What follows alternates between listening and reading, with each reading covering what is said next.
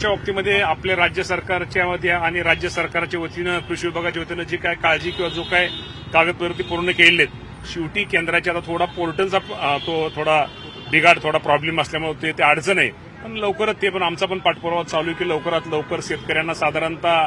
डिसेंबर जानेवारीमध्येच खरं तर ते पीक विम्याची रक्कम मिळायला पाहिजे होती. परंतु शेवटी काही गोष्टीमध्ये तांत्रिक अडचणी असतात, तो तांत्रिक अडचण दूर करण्याचा प्रयत्न करतोय आणि लवकरात लवकर माझ्या शेतकऱ्याला पीक विम्याची कशी रक्कम मिळेल, कारण शेवटी केंद्राने केंद्राचा हिस्सा जमा केलेला आहे, राज्याने राज्याचा हिस्सा जमा केलेला आहे, शेतकऱ्याने शेतकऱ्याचा थोडा पोर्टलचा विषय असल्यामुळे या बाबतीमध्ये लवकरात लवकर शेतकऱ्याला पीक विम्याची रक्कम मिळेल हा प्रयत्नाच्या बाबतीमध्ये आपल्याला सगळ्याला माहिती आहे की या राज्यामध्ये